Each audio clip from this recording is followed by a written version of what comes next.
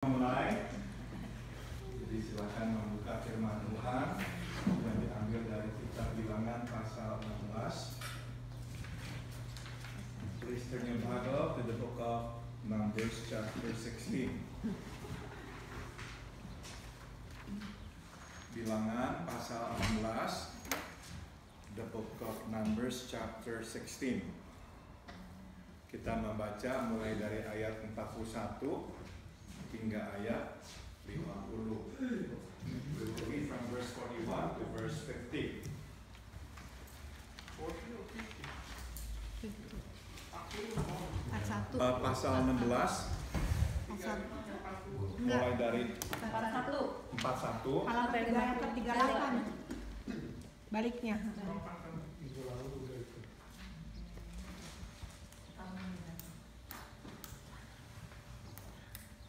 Oke, mari kita membacanya bersama-sama. Pasal 16 ayat 41 hingga 51, 2, 3. Tetapi pada keesokan harinya bersungut-sungutlah segenap umat Israel pada Musa dan Harun. Kata mereka, kamu telah membunuh umat Tuhan. Ketika umat itu berkumpul melawan Musa dan Harun, dan mereka memalingkan mukanya ke arah kemah pertemuan, maka kelihatanlah awan itu menutupinya, dan tampaklah kemuliaan Tuhan. Lalu pergilah Musa dan Harun ke depan kemah pertemuan. Maka berfirmanlah Tuhan kepada Musa, pergilah dari tengah-tengah umat ini, supaya kuhancurkan mereka dalam sekejap mata. Lalu sujudlah mereka. Berkatalah Musa kepada Harun, ambillah pembakaran, bubuhlah api ke dalamnya dari atas mesbah, dan taruhlah ukupan, dan pergilah dengan segera kepada umat itu, dan adakanlah pendamaian bagi mereka, sebab muka Tuhan telah berkobar, dan tulah sedang mulai.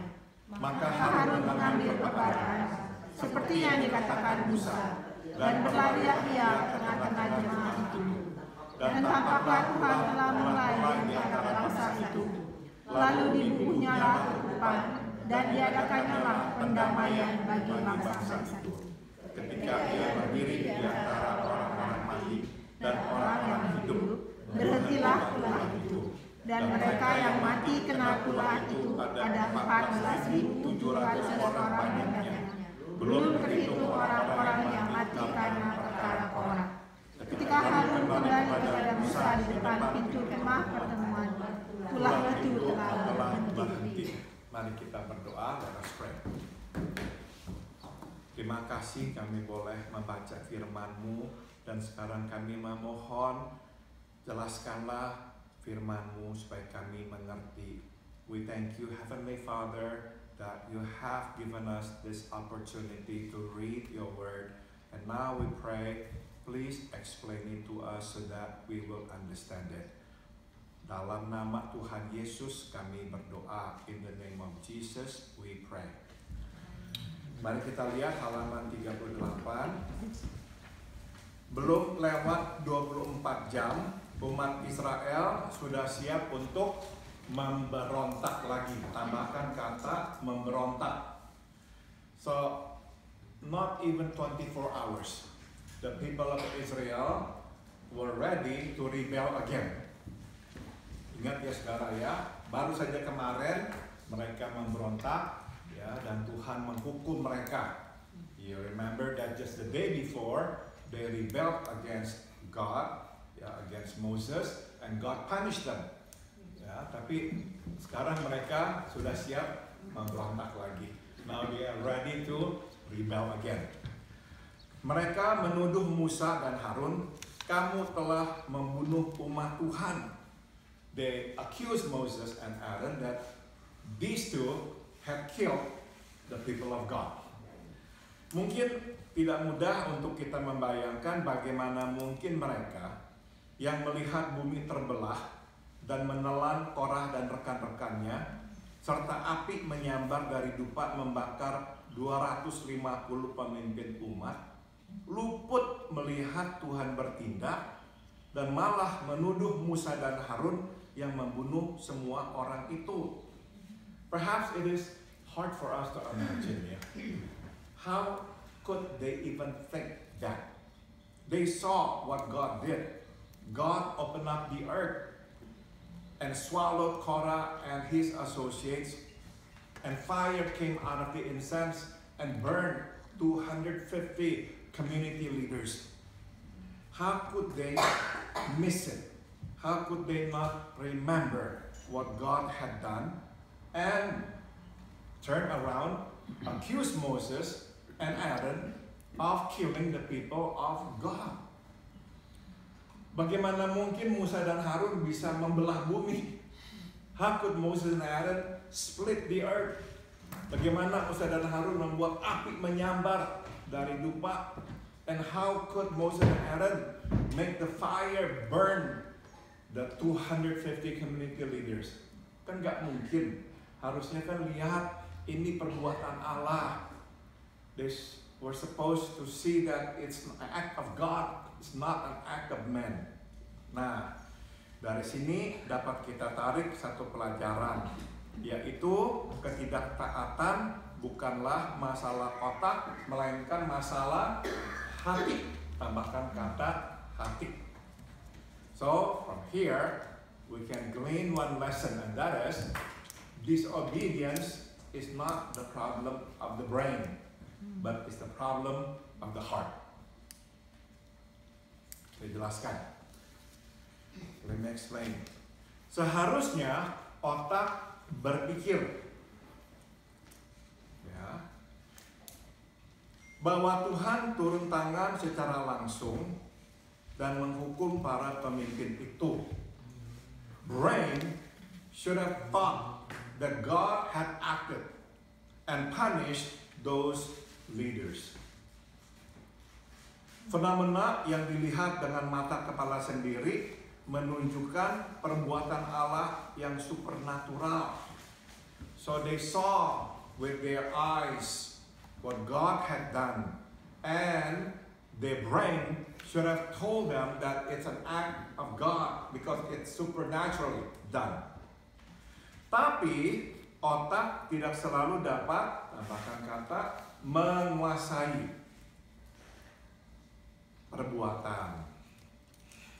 Seringkali hati yang lebih kuat menguasai perbuatan.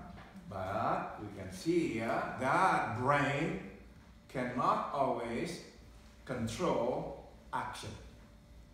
Oftentimes, heart is more powerful to control action. Stop dulu. Saudara, di dalam teori terapi pernikahan diajarkan tahapan kesusahan atau kesulitan yang mesti dihadapi oleh orang yang menjalani terapi pernikahan. In marital therapy, there's this theory that explains the steps that people must go through when they enter marital counseling.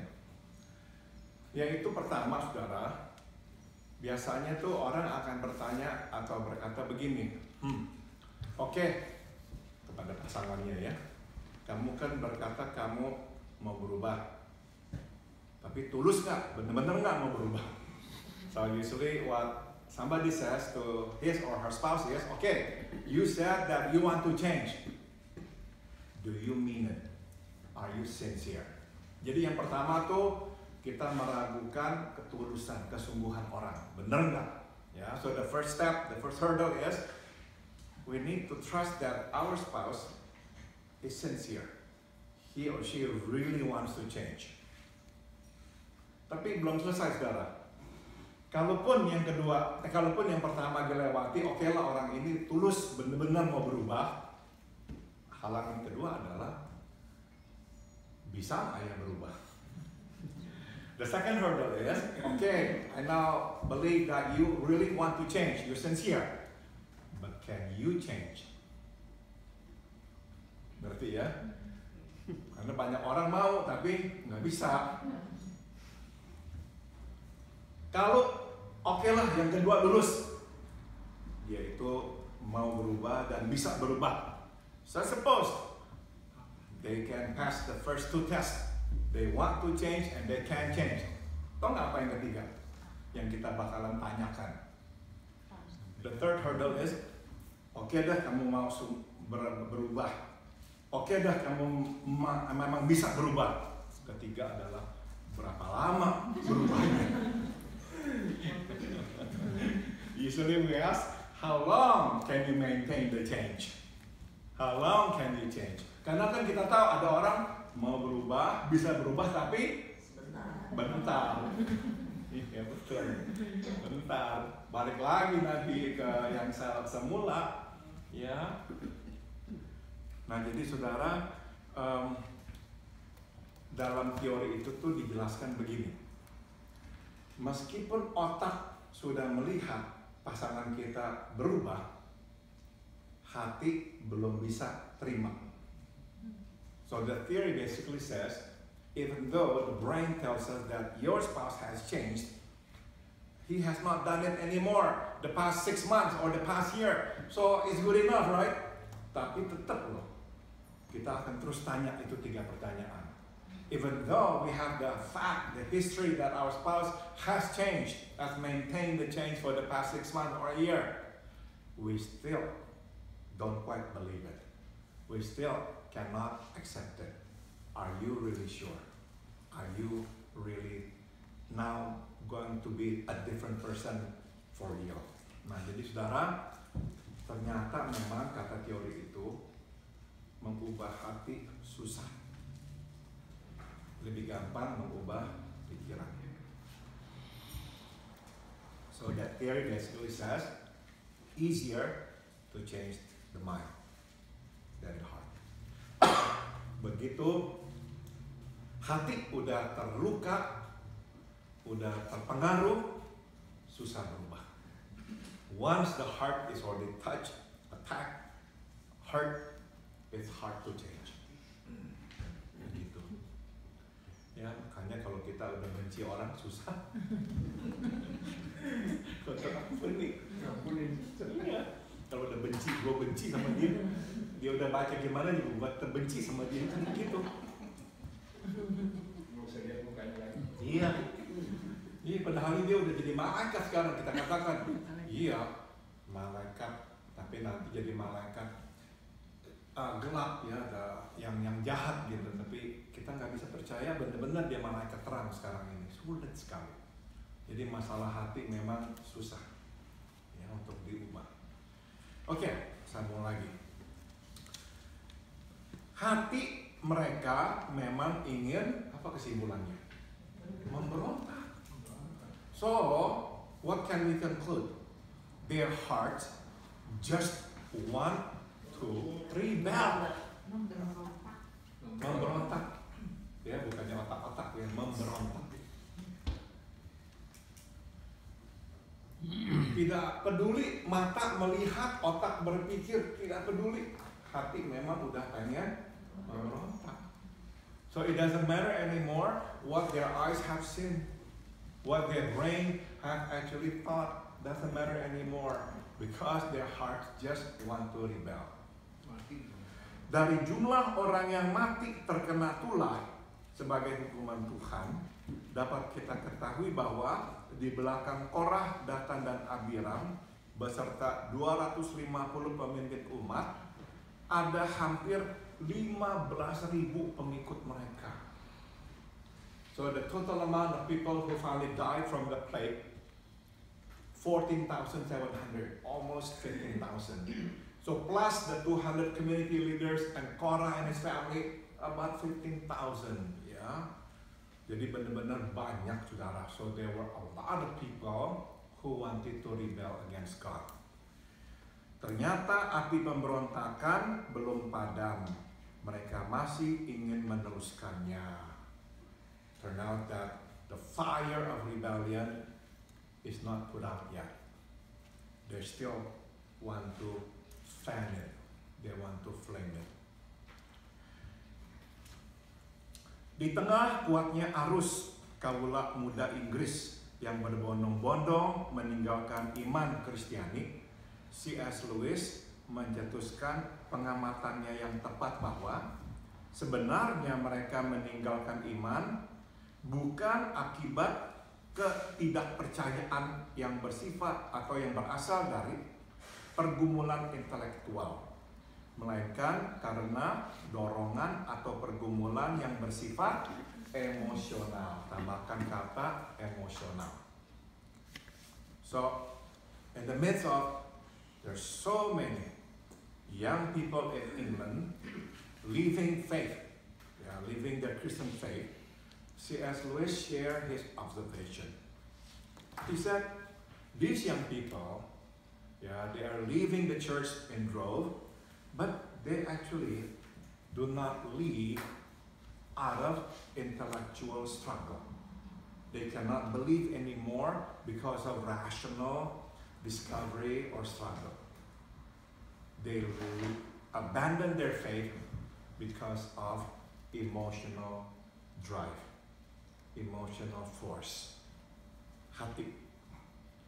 Jadi kebanyakan orang tidak taat karena ingin bebas, tidak ingin tunduk di bawah Tuhan. So a lot of people choose to disobey because they just want to be free. They don't want to submit to God. That's all. Jadi apapun yang terjadi di depan mata tidak cukup kuat untuk menciptakan ketaatan. Tambahkan kata ketaatan. Udah ada, oke. So what happens? Whatever it is they see is not strong enough to produce obedience. Hati yang memberontak baru puas setelah memberontak. So you see, a rebellious heart will only find its satisfaction after it rebels. Itu saudara. Kalau sebelum memberontak, belum puas. Sambung. Begitu ribuan orang itu berkumpul, siap menentang Musa dan Harun, turunlah kemuliaan Tuhan. Tambahkan kata kemuliaan.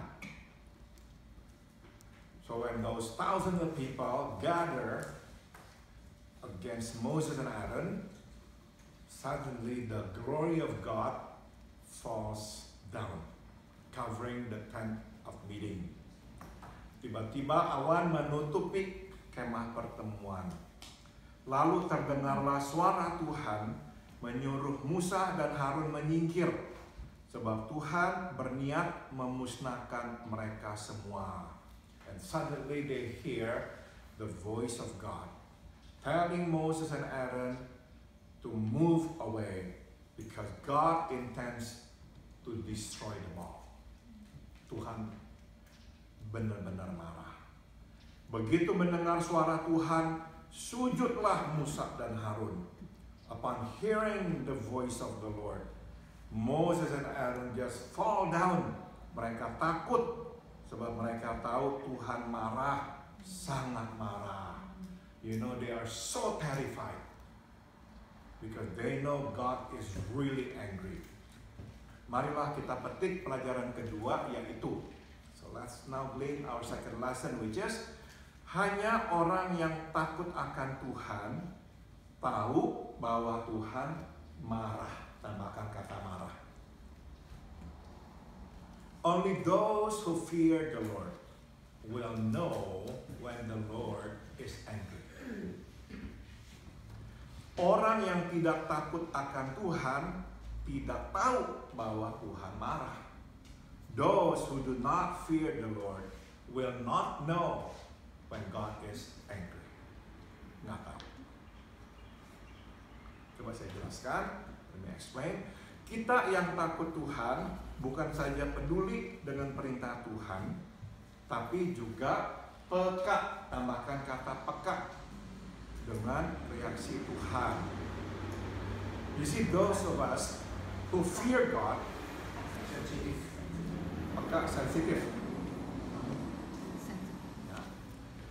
Those of us who fear God, we not only do we care about God's command, but we are also sensitive to God's reaction. Kita tahu sewaktu Tuhan suka, kita tahu sewaktu Tuhan tidak suka. Tambahkan kata tidak. So we know when God is like happy, when God likes what we do, is pleased to see what we do. And we know when God is not pleased. Sambung, kita tahu sewaktu Tuhan dekat, kita tahu sewaktu Tuhan jauh. We know when God is near, but we also know when God is far. Sebaliknya, orang yang tidak takut Tuhan tidak tahu.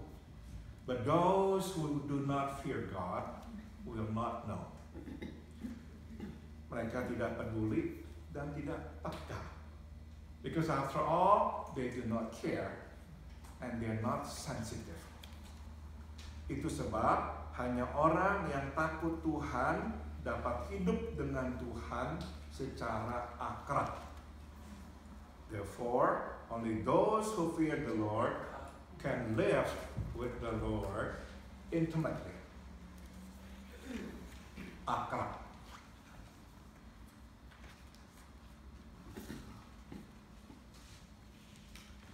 Stop dulu.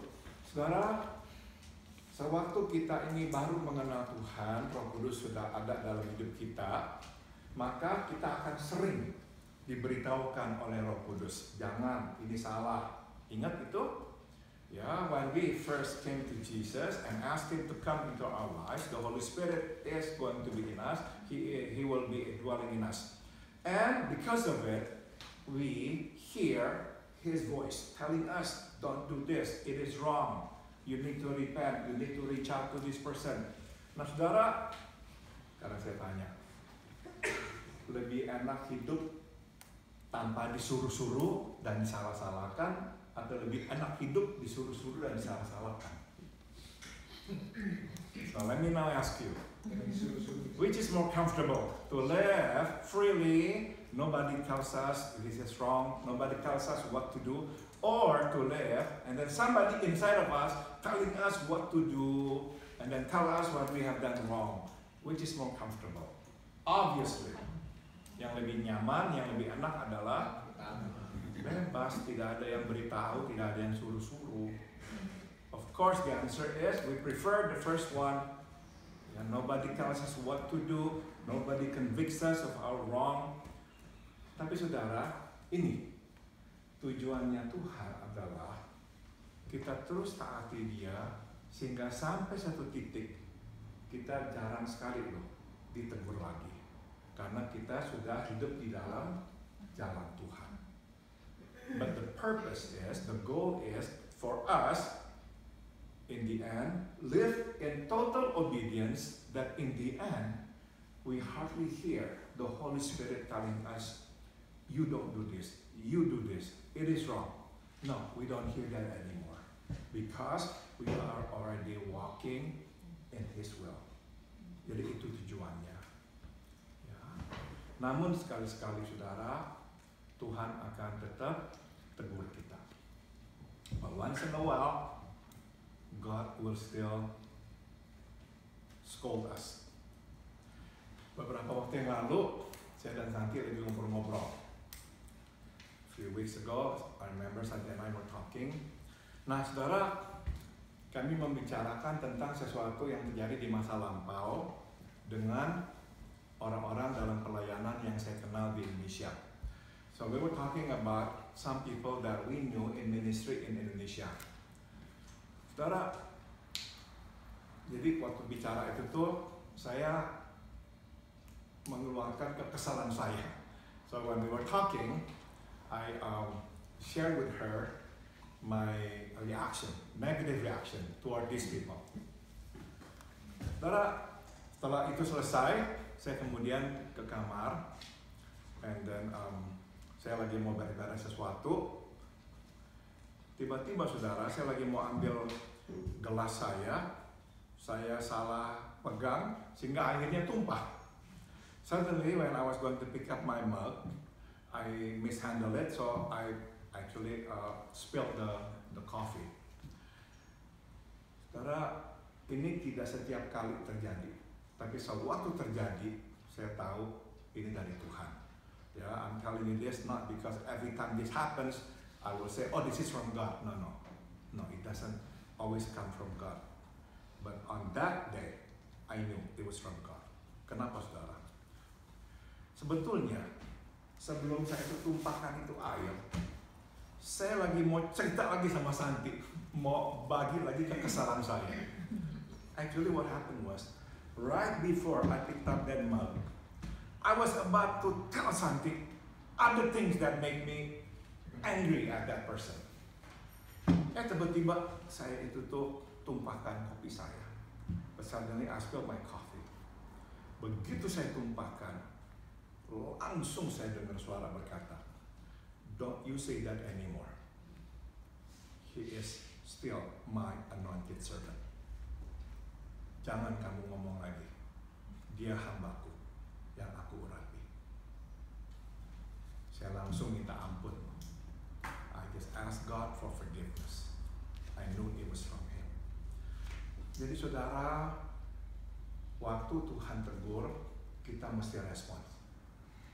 Makin cepat kita respons, makin kita peka. So whenever He tells us something, we must respond. The more we respond, the more we comply, the more He will tell us, and the more we will become sensitive to His voice. Ya, sambung lagi. Let's go on. Musa tahu Tuhan sangat marah dan tidak ada lagi waktu untuk meyakinkan Tuhan lewat perkataan. Tambahkan kata perkataan. So Moses knows God is really angry and there is no more time to talk God out of it through words. Yeah. No more time to talk, to convince God otherwise. Yang diperlukan saat itu adalah tindakan. Tambahkan kata tindakan. So what's needed at the time is action.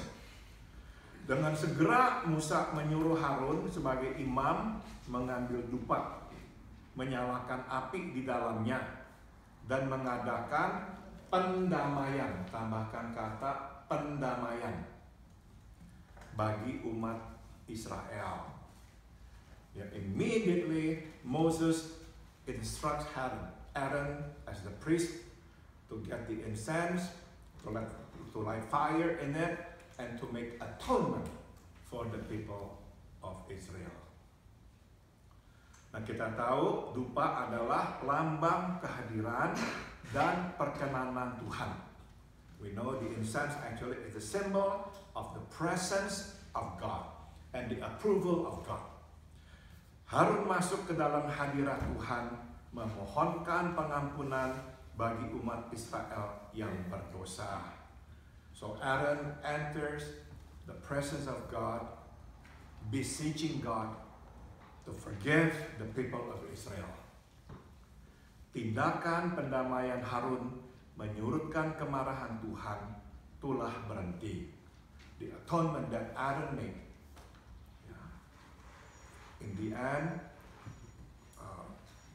brings down the anger of God, and the plague stops. Tuhan tidak jadi memusnahkan semua umat Israel. And God does not destroy the people of Israel. Jadi inilah pelajaran ketiga yang dapat kita petik, yaitu Tuhan memperhatikan doa orang benar. Tambahkan kata benar. So this is the third lesson we can glean, and that is God listens to the prayer of the righteous. Begitu memperhatikannya, sehingga apa yang dimohonkannya demi orang lain pun didengar Tuhan. Ya, God so listens to. God really heeds the prayer of the righteous. So He will listen and grant what the righteous prays umat Israel tidak meminta ampun secara langsung. You see here, the people of Israel did not actually pray for forgiveness. They did not. Harunlah yang memohonkan ampun demi mereka. Namun tetap Tuhan mendengarnya. So you see, it was Aaron who prayed for them. They did not pray, but God heard Aaron's prayer. Jadi yakinlah dan berdoalah bagi sesama. So be sure, be certain, and pray for each other. Saudara, seolah-olah begini ya, seolah-olah meskipun tidak begitu. Kalaupun Tuhan tidak mau melakukannya, tapi gara-gara kita yang dekat dengan Dia dan hidup benar di hadapannya, berdoa, maka Tuhan lakukan. Ya, it's as if ya, as if.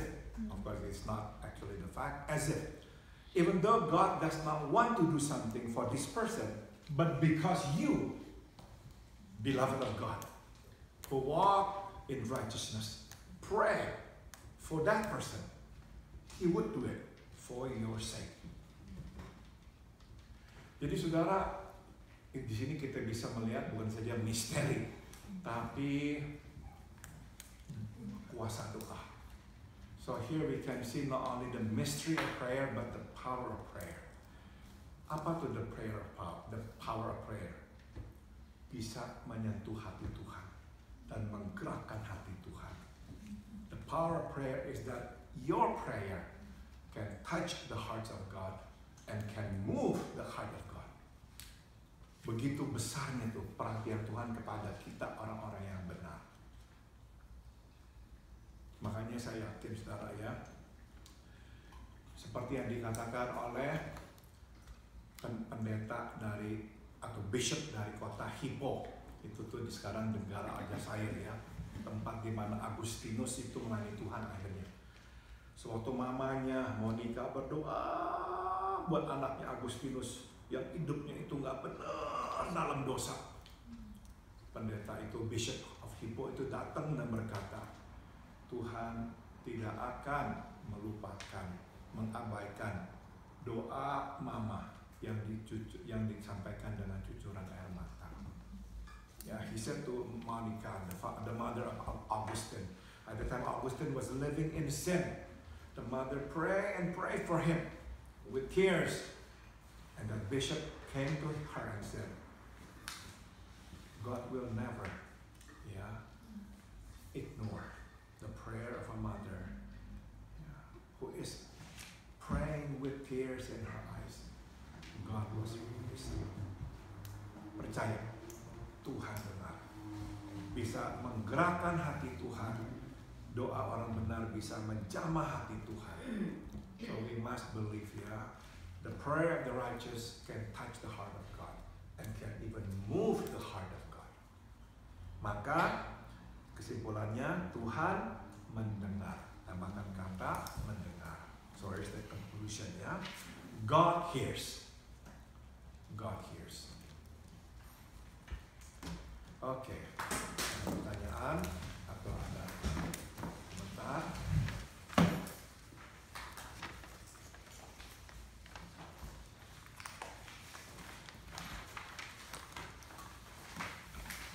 Kalau tidak ada, I like to ask my godly wife Santi to pray. Bapa di dalam surga, kami hari ini sudah belajar betapa Engkau mengasihi kami, mengasihi umat Israel, dan mengasihi anak-anak-Mu yang berserah padamu.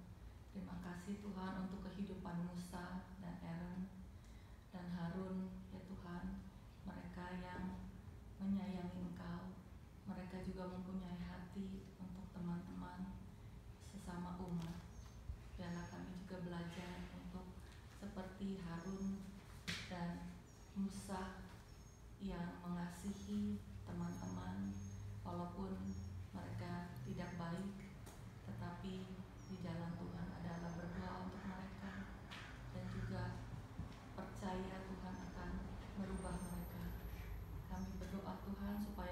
kesucian Tuhan juga ada di hati kami. Biarlah kami hidup peka supaya Tuhan bisa berkata-kata kepada kami dengan leluasa, supaya kami juga boleh mencerminkan hati Tuhan di dalam kehidupan sehari-hari. Terima kasih untuk anugerah-Mu. Terima kasih Tuhan untuk firman-Mu. Di dalam nama Tuhan Yesus kami sudah berdoa dan mengucap syukur. Amin. Amin. Oke, sekarang kita akan masuk ke dalam kelompok doa kita masing-masing.